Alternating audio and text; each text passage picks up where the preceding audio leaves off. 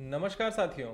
आज हम पढ़ने वाले हैं क्लास 8th का साइंस चैप्टर, जिसका टॉपिक का नाम है रिफ्रैक्शन ऑफ लाइट। मैं मृत्युंजय सिंह आप सबके साथ आगे बढ़ूंगा इस चैप्टर के लिए। तो जैसा कि आप अपनी स्क्रीन पे देख पा रहे हैं, रिफ्रैक्शन ऑफ लाइट। अब ये रिफ्रैक्शन ऑफ लाइट है क्या? जैसा कि आप पिक्चर में देख पा रहे हैं, रिफ्रैक्शन ऑफ लाइट, मानिए मैं एक ट्रांसपेरेंट ग्लास लेता हूँ, उसमें पानी भरता हूँ। पानी भरने के बाद एक पेंसिल को उसके अंदर डाल देता हूँ। खड़ी पेंसिल जब मैं उसके अंदर डालता हूँ तो वो मुझे किस प्रकार की दिखती है? तो आप इस स्लाइड में लेफ्ट हैंड साइड ऊपर की ओर, मतलब बाईं हाथ ऊपर की ओर देख पा रहे होंगे, एक ट्रांसपेरेंट ग्लास है, पारदर्शी ग्लास है, और उसके अंदर ये पेंसिल रखी हुई है। अब वो पेंसिल रखी हुई तो सीधी है। अब इसमें देखने से आपको क्या लगता है कि ये पेंसिल पानी में डालते ही टूट जा रही है? तो जवाब होगा नहीं। अब तो ये ऐसी दिखती क्यों है? ऐसा क्या है कि मेरी सीधी पेंसिल भी पानी में अंदर जाने के बाद तिरछी दिख रही है, मुड़ी हुई दिख रही है? मानिए मैं पेंसिल इस तरह, ये पीले कलर के निशान के समान मैंने सीधी पेंसिल डाली, लेकिन वो मुझे दिखती कैसी है? इस तरह से, ये लाल कलर के निशान के हिसाब से वो मुझे दिखती है, मतलब मुड़ी हुई दिख रही है। वैसा ही आप यहाँ चित्र में भी देख पा रहे हैं। इसका एक बहुत ही सटीक उदाहरण देने के लिए मैं आपको एक प्रैक्टिकल एक्सरसाइज करने की सलाह देता हूँ। आप एक सादा कागज लीजिए, उस सादे कागज में आप किसी भी रंग के पेन से एक एरो, तीर का निशान बनाइए, जैसा कि आपको नीचे यहाँ पर स्क्रीन में दिख रहा होगा। उस निशान को आप बनाने के बाद एक ट्रांसपेरेंट ग्लास लीजिए, पारदर्शी ग्लास लीजिए, उस ग्लास के अंदर पानी भरिए, और पानी भरने के बाद उस निशान के सामने से आप इस पानी भरे हुए ग्लास को लेकर के निकलिए। मानिए इस तरह का तीर बना हुआ है और आप ऐसे ग्लास पकड़ करके इसको पार करा रहे हैं। जैसे ही आप पार कराएंगे तो आपको यहाँ चित्र में भी दिख रहा है कि ये जो एरो का निशान है,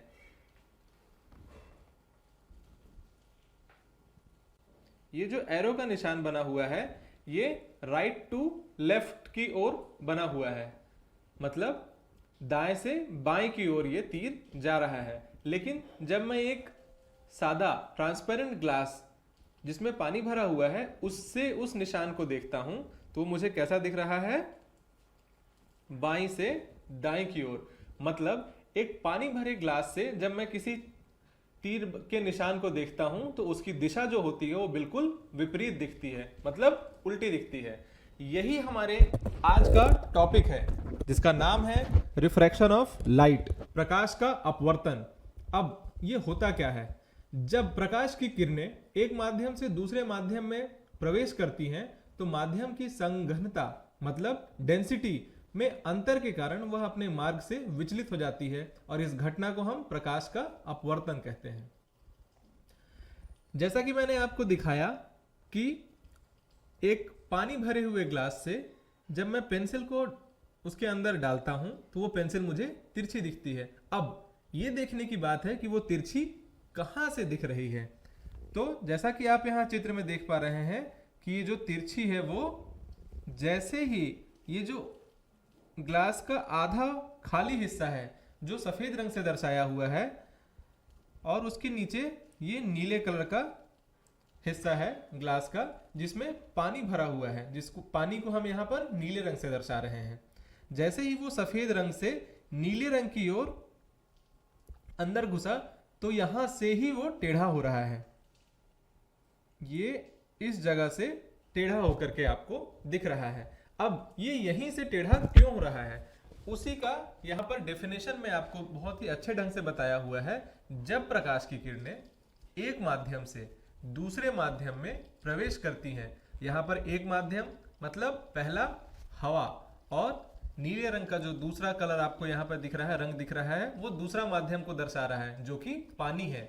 अर्थात जब यहाँ पे प्रकाश की किरणें जो हमारी आंखें देख रही हैं एक माध्यम से, मतलब हवा से होते हुए दूसरे माध्यम में प्रवेश कर रही है, मतलब पानी में प्रवेश कर रही है, तो जो माध्यम की संघनता है, डेंसिटी है, चूंकि एयर की डेंसिटी अलग होती है, हवा की संघनता अलग होती है, पानी की संघनता अलग अलग होती है, तो जब एयर की सघनता से पानी की सघनता में आ रहा है तो सघनता में जो अंतर होता है उसके कारण वो अपना मार्ग विचलित कर लेती है, और इस मार्ग विचलित करने के कारण ही वह पेंसिल हमें तिरछी या टेढ़ी दिखती है। इस पूरी प्रक्रिया को हम प्रकाश का अपवर्तन कहते हैं, रिफ्रैक्शन ऑफ लाइट। इसमें जो ध्यान देने योग्य है वो ये है कि प्रकाश का अपवर्तन प्रकाश की अलग अलग माध्यम में प्रकाश की चाल अलग अलग होने के कारण होता है। प्रकाश का परिवर्तन पारदर्शी वस्तु से ही होता है। पारदर्शी मतलब जहां से रोशनी एक तरफ से दूसरे तरफ पार हो जाती है, मतलब ट्रांसपेरेंट। यदि कोई ऑब्जेक्ट या वस्तु ओपेक है जिससे प्रकाश एक तरफ से दूसरे तरफ पार नहीं हो सकता, वहां पर रिफ्रैक्शन ऑफ लाइट यानी अपवर्तन नहीं हो सकता है। ये बहुत ही ध्यान देने योग्य चीज है। कहीं पर भी अपवर्तन वहीं पर होगा जहां पर वो वस्तु ट्रांसपेरेंट है, पारदर्शी है।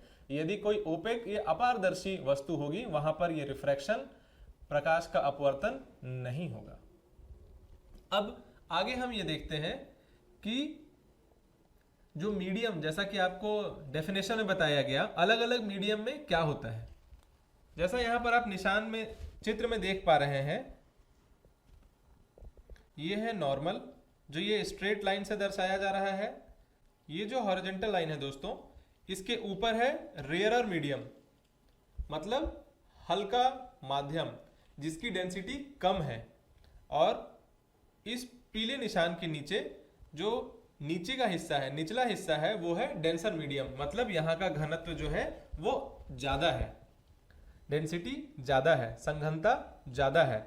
जब कभी भी ऊपर मतलब रेयरर मीडियम से कोई भी रोशनी, प्रकाश आती है तो मूलतः उसे सीधा सीधा आना चाहिए। ये जो लाल रंग की लाइन दिखा दे रही है, इसके ऊपर में रेयरर मीडियम है, मतलब वहां पे कम घनत्व का मीडियम है, कम सघनता वाला मीडियम है, और उसके नीचे में ज्यादा सघनता वाला मीडियम है। जब कभी भी लाइट ऊपर से नीचे की तरफ आएगी तो मूलतः उसे सीधा सीधा आना चाहिए, लेकिन ये सीधी लाइट कब आएगी?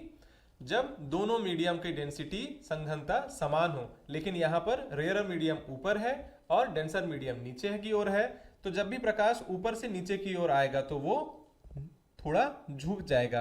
किस दिशा की ओर? नॉर्मल लाइन की ओर। किस दिशा की ओर झुकेगा मित्रों? नॉर्मल लाइन की ओर। मतलब जब ये लाइन ऊपर से आ रही है लेकिन डेंसिटी नीचे की ज्यादा होगी तो वो इस डायरेक्शन में मुड़ जाएगा। अब इसका विपरीत, यदि मानिए लाइट ऊपर से नीचे आ रही है और यहां पर डेंसिटी जो है वो ज्यादा ऊपर की ओर है और नीचे कम डेंसिटी है, तो जो ये लाइट का जो रे रहेगा वो ऊपर की ओर मुड़ जाएगी। इस निशान से आप ये समझ सकते हैं कि जब भी लाइट का जो रे होता है वो रेयरर मीडियम से डेंसर की ओर आता है तो वो नॉर्मल की तरफ मुड़ता है। इसका विपरीत, जब वो ज्यादा डेंसिटी से कम डेंसिटी की ओर आता है तो वो नॉर्मल से दूर की तरफ जाता है। उसको और अच्छे और हिंदी भाषा में यदि समझना है तो मैं आपको दूसरे चित्र के माध्यम से इसको समझाता हूं। यह है अपरिवर्तित किरण। अब ये अपरिवर्तित किरण, ऊपर का हिस्सा जो है ये विरल है, नीचे का हिस्सा जो है ये सघन है।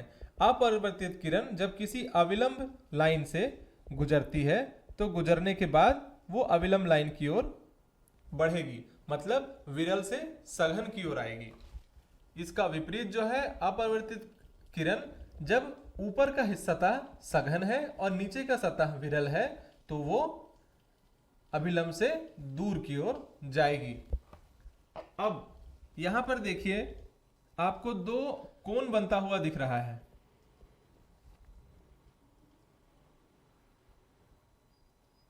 ये आई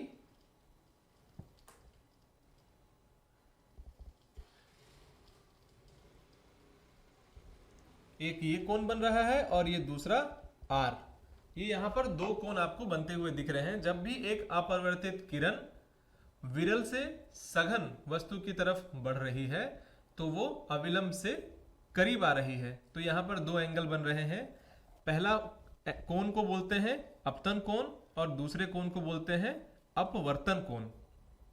अपतन कोण बोलते हैं आई को, मतलब जो ऊपर की तरफ बन रहा है, ये है अपवर्तन कोण।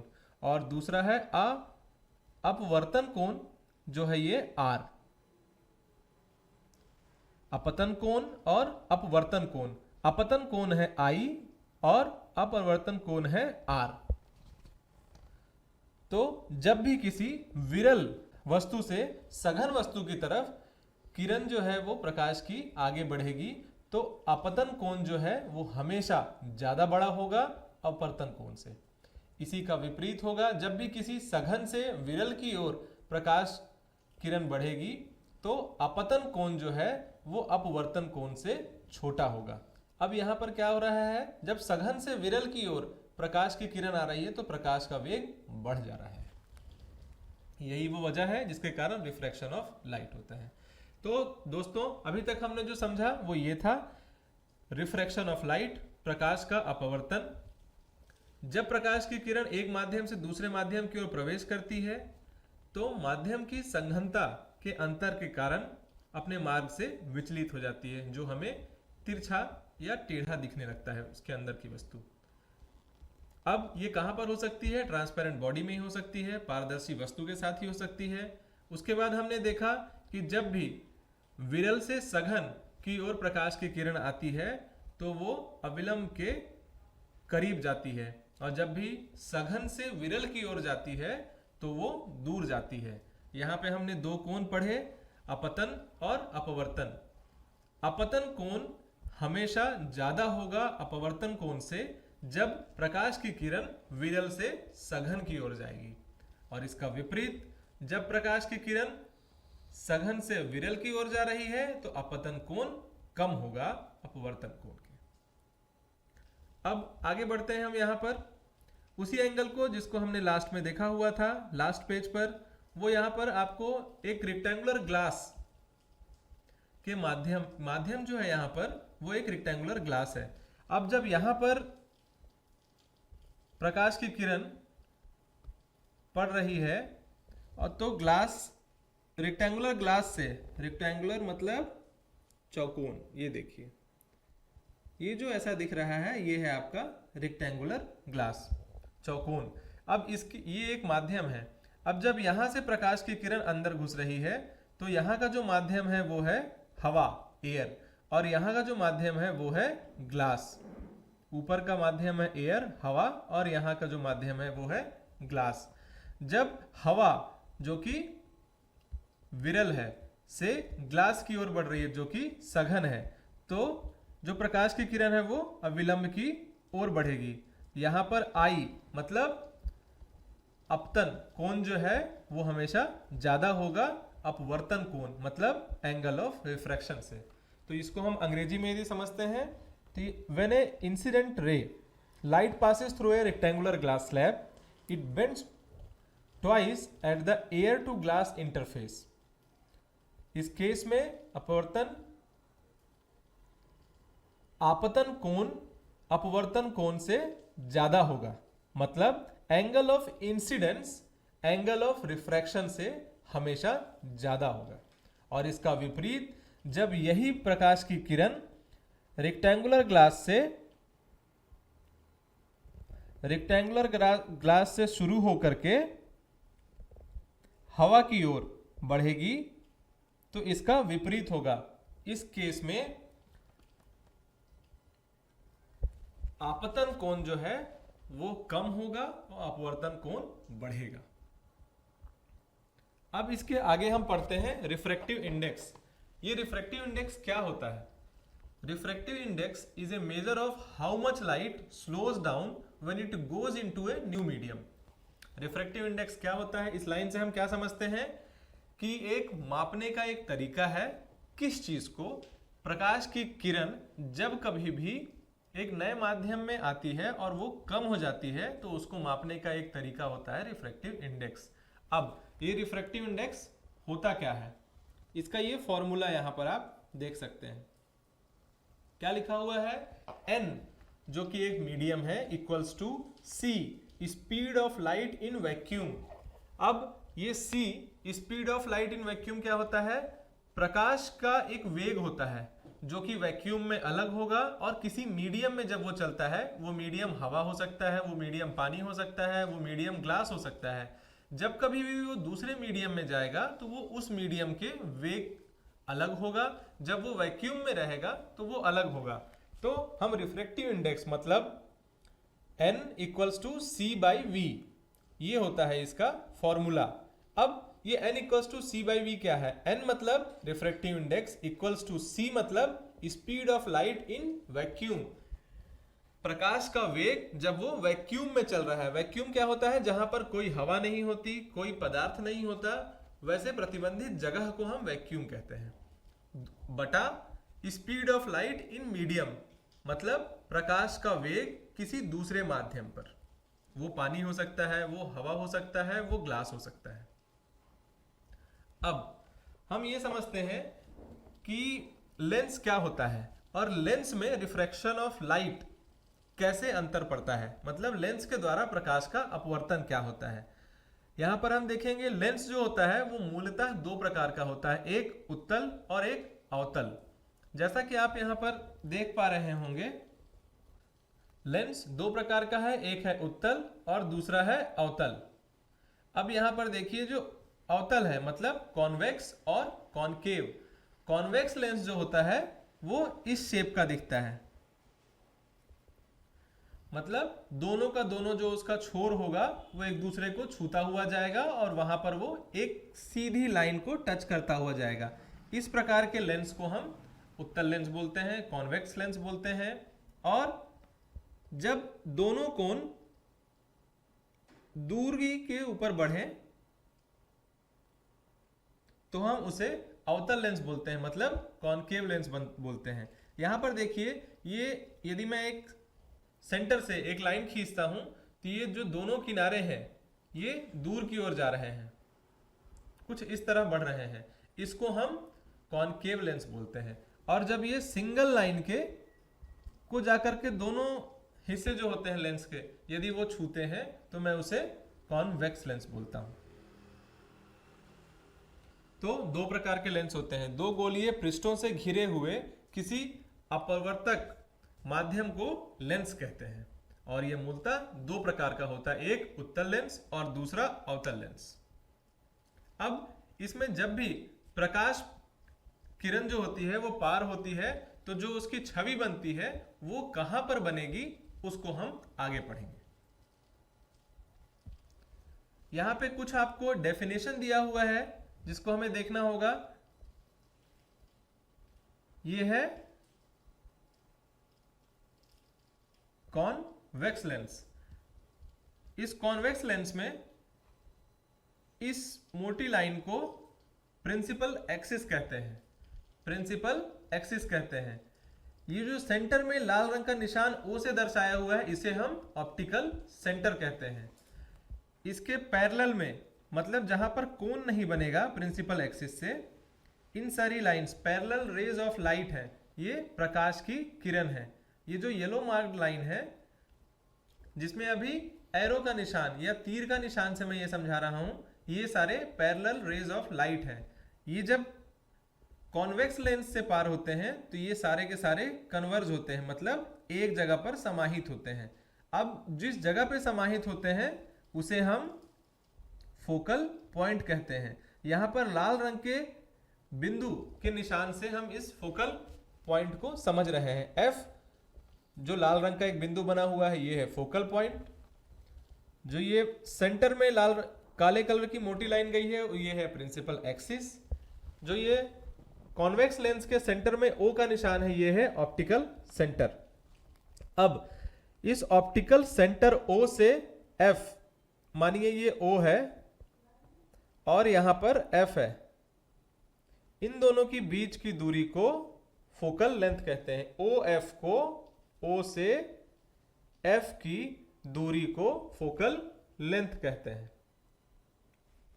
तो हमने इस चित्र से क्या क्या चीजें सीखी? एक प्रिंसिपल एक्सिस, दूसरा पैरेलल रेज ऑफ लाइट, तीसरा ऑप्टिकल सेंटर, चौथा फोकल पॉइंट, और ऑप्टिकल सेंटर से लेकर के फोकल पॉइंट की दूरी को फोकल लेंथ कहते हैं।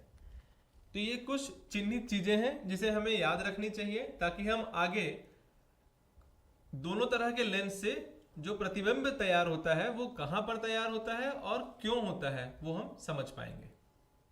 अब इस स्लाइड में हम ये समझेंगे कि कॉन्वेक्स लेंस से जब भी कोई प्रकाश की किरण पार होती है तो जो प्रतिबिंब बनेगा वो कहां पर बनेगा, किरण जो है वो किस तरफ मुड़ेगी और किस तरफ नहीं मुड़ेगी।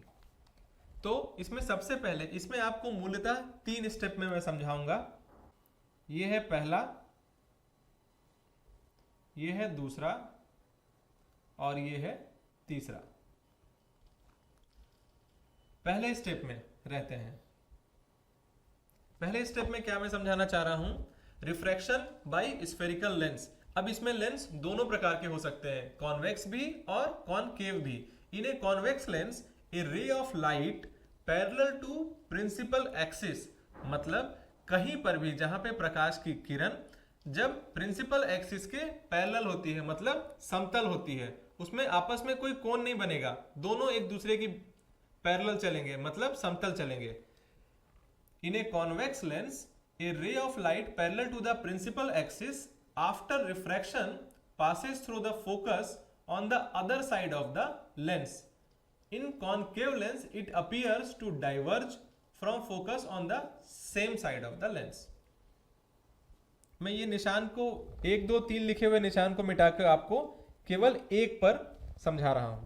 ये है हमारा कॉन्वेक्स लेंस और ये है हमारा कॉनकेव लेंस। ठीक है मित्रों, अब जब भी कॉन्वेक्स लेंस में ये हमारी जो लाइन है ये है हमारी प्रिंसिपल एक्सिस लाइन, ये सेंटर में जो O है ये हमारा ऑप्टिक सेंटर है, और यहां पर हम इसे 4 खंडों में बांटते हैं जो कि इन चारों के बीच की जो दूरी होगी वो समान होनी चाहिए। F1 से F2 यदि मैं 1 मीटर बोलता हूं, F1 से 0 1 मीटर होगा, 0 से F2 भी 1 और F2 से 2F2 भी 1, मतलब इन चारों पॉइंट में 2F1 F1, 0 से 2F2 और 0 से F2 इन सब के बीच की दूरी समान होगी, 1-1 मीटर की होगी। तो जब मैं प्रकाश की किरण इससे पैरेलल निकालूंगा, समतल निकालूंगा, तो चूंकि ये कॉन्वेक्स लेंस है इसमें एक कोण बनेगा और ये कोण प्रतिबिंब के करीब जाएगा, जबकि यही पैरेलल लाइन जब कॉनकेव लेंस से पार होगी तो ये डाइवर्ज होके, मतलब मुड़ करके वापस F1 में आकर के मिल जाएगी। ये ध्यान देने योग्य बात है कि जब वो कोई भी एक पैरेलल प्रकाश की किरण कॉन्वेक्स लेंस से पार हो रही है तो वो F2 पे आकर के मिलती है, लेकिन जब वो कॉनकेव लेंस से पार हो रही है तो वो वापस मुड़ करके F1 पे आ जा रही है। ये अंतर होता है कॉन्वेक्स लेंस और कॉनकेव लेंस से प्रकाश की किरण को पार होने पे। ये हुआ हमारा पहला कंडीशन। हमारा दूसरा कंडीशन है ये, इन a convex lens a ray of light passes through the focus after refraction goes parallel to the principal axis. In a concave lens a ray of light directed towards the focus after refraction goes parallel to the principal axis. अब इस दूसरी स्थिति में हम क्या बता रहे हैं कि ये है आपका कॉन्वेक्स लेंस और ये है कॉनकेव लेंस। अब इस कॉन्वेक्स लेंस में यदि प्रकाश का किरण जो है वो आपके फोकस से होता हुआ कॉन्वेक्स लेंस पे पड़ रहा है, मतलब F1 से होता हुआ यदि कॉन्वेक्स लेंस पे पड़ रहा है, ये जैसे ही कॉन्वेक्स लेंस से टकराएगा उसके बाद ये पैरेलल जाएगा, किसके, आपके प्रिंसिपल एक्सिस के पैरेलल। लेकिन जब भी कोई लाइट रे मतलब प्रकाश की किरण कॉनकेव लेंस में जाएगी फोकस से होते हुए, तो ये टकराने के बाद वापस आके पैरेलल जाएगी प्रिंसिपल एक्सिस। तो ये आपको मूलतः यहां पे अंतर दिखता है। इस अंतर को और अच्छे से समझने के लिए ये देखिए, कॉन्वेक्स लेंस में लाइट यहां से आ रही है, टकराने के बाद पैरेलल जा रही है, कॉनकेव लेंस में लाइट आकर के F2 को टकरा रही है, वापस आ रही है और उसके बाद ये पैरेलल जा रही है। मूलतः हम इसे इस तरह से याद रख सकते हैं कि कॉन्वेक्स लेंस में हमेशा लाइट की रे जो है वो पार होके आगे की ओर बढ़ेगी, लेकिन जब वो कॉनकेव लेंस से पार होती है तो वो टकरा करके वापस जाती है और वापस जाके किसी ना किसी एक डायरेक्शन में जाती है। अब तीसरा कंडीशन है हमारा, in a convex lens and concave lens a ray of light passing through optical centre goes without any deviation. मतलब जब मेरा कॉन्वेक्स लेंस से कोई भी लाइट की रे ऑप्टिकल सेंटर मतलब O से पार हो रही है तो वो बिना मुड़े हुए सीधा निकल जाएगी। वैसा ही बिल्कुल सेम होगा कॉनकेव लेंस में भी। कॉनकेव लेंस में भी जब कोई प्रकाश की किरण क्रॉस कर रही होगी तो वो ऑप्टिक सेंटर से सीधी चली जाएगी। तो ये हमारी होती है तीसरी कंडीशन। तो मित्रों हमने यहाँ पर अभी तक 3 कंडीशन पढ़ा। पहला, जब मेरी लाइट की रे जो है वो कॉन्वेक्स लेंस पे पैरेलल प्रिंसिपल एक्सिस के चल के आएगी तो वो टकरा करके फोकस से होते हुए निकलेगी, जबकि कॉन्वेक्स लेंस से के केस में यदि मैं पैरेलल प्रिंसिपल एक्सिस के लेके आ रहा हूं तो वो टकरा करके वापस F1 पर चित्र को प्रतिबिंब बनाएगी। जबकि दूसरा केस जो है, यदि मैं फोकस से होता हुआ रे ऑफ लाइट लेके आ रहा हूं, कॉन्वेक्स में पड़ने के बाद वो पैरेलल हो जाएगी। कॉनकेव के लेंस में प्रकाश की किरण जो है वो आकर के फोकस पॉइंट F2 को हिट करेगी, इसको टकराने के बाद वापस आएगी, वापस आकर के फिर वो पैरेलल जाएगी प्रिंसिपल एक्सिस के। तीसरा कंडीशन जो था, यदि मैं ऑप्टिक सेंटर मतलब यदि सेंटर से लेकर के लाइट को पार करा रहा हूं तो वो सीधी निकल जाती है, कॉन्वेक्स लेंस के केस में भी और कॉनकेव लेंस के केस में भी। यहां पर इस समरी को हम इस तरह से देख पा रहे हैं। तो मित्रों हमने यहां तक इसको समझा, अब हम इसके आगे बढ़ते हैं। अब मानिए कोई चित्र यदि बन रहा है, यदि वो पार होगा कॉन्वेक्स लेंस से तो वो कहां पर जाएगा, और कॉनकेव लेंस से पार होगा तो कहां पर जाएगा। यहां पे हम अलग अलग 4 कंडीशन पे देख रहे हैं। इस 4 कंडीशंस पे हम जो सबसे पहले देख रहे हैं वो देखिए ये है कि object is more than 2 focal length. मतलब यदि जो ऑब्जेक्ट है वो यहां पर रखा हुआ है, यहां पे रखा हुआ है, लाइट जो है ये इसके ऊपर से निकल के जा रही है, ये आपका कॉनकेव लेंस है, टकरा करके वापस फोकल लेंथ से होते हुए यहां पर ये वस्तु बन रही है। अब ये वस्तु आपको कैसी दिख रही है, पहले से छोटी, स्मॉलर देन ऑब्जेक्ट, इन्वर्टेड मतलब उल्टा, और रियल। दूसरा कंडीशन है जब object is between 1 and 2 focal length, मतलब ऑब्जेक्ट जो है वो आपके ये कॉनकेव लेंस है, ये इसका F1 कंडीशन है और ये यहाँ पर C है। जब ये यहाँ पे रखा हुआ है तो ये यहाँ जाकर के फोकस से टकराता हुआ दूर आकर के यहाँ पर आपको दिखेगा। अब दूसरे कंडीशन में क्या है, लार्जर देन द ऑब्जेक्ट, मतलब ये जो ऑब्जेक्ट अभी हम यहाँ पर रखे हुए थे, ये इससे लाइट का जो रे है वो टकरा करके यहाँ गया, फोकस से होता हुआ वापस आकर के यहाँ पर बन रहा है। अब ये पहले वाले ऑब्जेक्ट से ये बड़ा भी है और उल्टा भी है, ये दोनों केस हमारे हो गए। अब जब तीसरा केस है कि जो हमारा ऑब्जेक्ट है वो फोकल लेंथ पे ही रखा हुआ है, फोकल लेंथ पे यदि रखा हुआ है और लाइट की रेज यहाँ से निकल के आ रही है, ये कॉनकेव पे हिट करने के बाद पैरेलल जाएगी।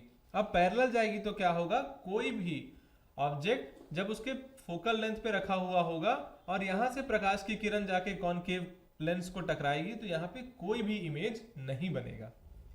हमारी चौथी कंडीशन जो है वो है object is between mirror and focal point, मतलब ये कि हमारा फोकल पॉइंट यदि F1 है, हमारा लेंस कॉनकेव है और ऑब्जेक्ट इन दोनों के बीच में रखा हुआ है, यहां से लाइट जा रही है तो ये पार होगी लाइट, टकरा करके नीचे जाएगी और ये यहां कहीं जाकर के मुझे दिखेगी। इस कंडीशन में देखिए आपको अंतर यहां साफ दिख रहा होगा कि जो ऑब्जेक्ट है वो लार्जर देन प्रीवियस इमेज और वर्चुअल, मतलब वो सही इमेज नहीं दिखेगी, पहली बात, और दूसरा पहले वाले से ज़्यादा बड़ी दिखेगी। तो ये हमारे 4 कंडीशन हुए। पहले कंडीशन में जो हमारा ऑब्जेक्ट था वो कहाँ पे रखा हुआ था, 2 फोकल लेंथ पे, मतलब इस जगह पे रखा हुआ था। वो बन कहाँ पे रहा था, फोकल इन दोनों के बीच में, लेकिन नीचे की ओर। और कैसा दिख रहा था, पहले वाले ऑब्जेक्ट से छोटा, जैसा कि आप इस कंडीशन पे 1 नंबर की कंडीशन पे देख पा रहे हैं। दूसरा हमारा कंडीशन यहाँ पे जो बन रहा है वो ये है कि object is between 2 focal length, मतलब ये जो हमारा कंडीशन 2 है इसमें क्या हो रहा है, object is between 2 focal length, मतलब हमारा यहाँ पर कहीं ऑब्जेक्ट रखा हुआ है। जब ये राइट रेज यहाँ टकरा रही हैं, फोकस पे टकराते हुए ये आकर के यहाँ पर बनेगा और नीचे की तरफ ही रहेगा। इस केस में क्या होगा, मेरा ऑब्जेक्ट से ये इमेज बड़ा बन रहा है और उल्टा बन रहा है। ये है हमारी कंडीशन 2। इसको मिटा देते हैं।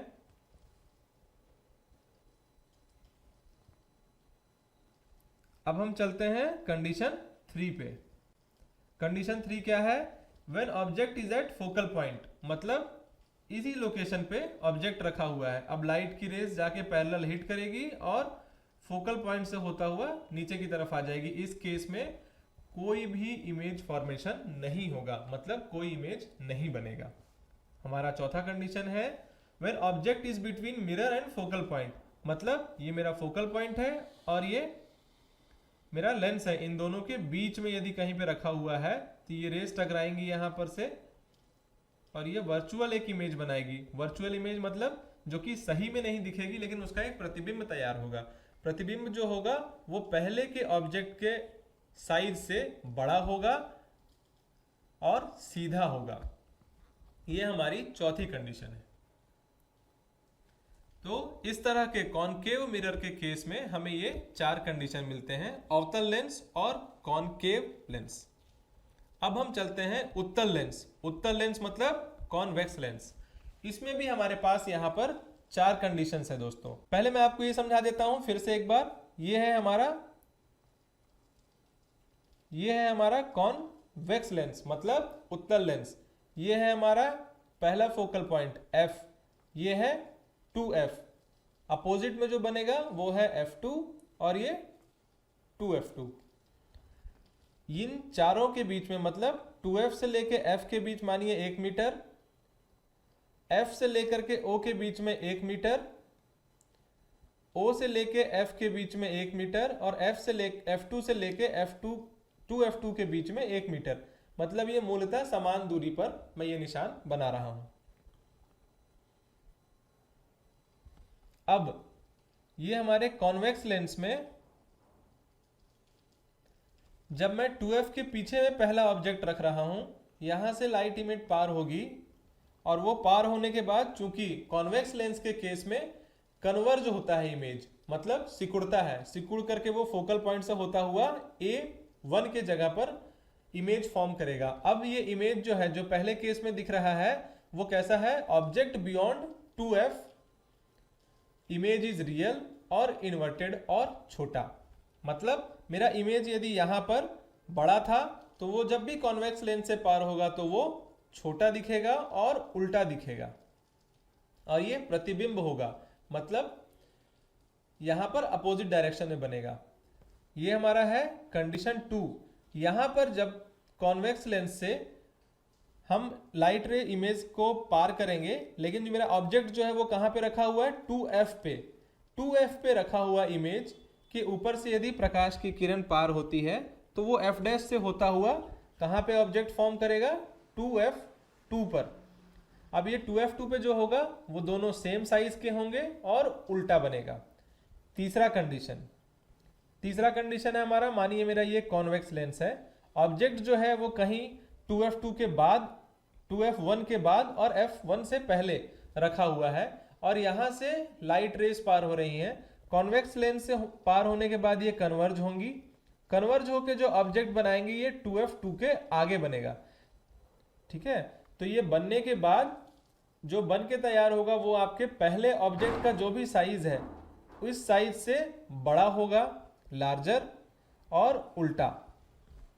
ये हमारा चौथा कंडीशन। इस चौथे कंडीशन में क्या होगा दोस्तों, हमारा जो ऑब्जेक्ट है वो हमारे फोकल पॉइंट और ऑप्टिकल सेंटर इसके बीच में कहीं पे रखा हुआ है, और यहां से जब मैं लाइट रेज पार करता हूं तो ये पहले इस फोकल लेंथ से पार होते हुए यहां आएगी, और उसके बाद जब मैं इसको एक्सटेंड करता हूं तो ये यहां पर कहीं जाके ऑब्जेक्ट को बना रहे हैं।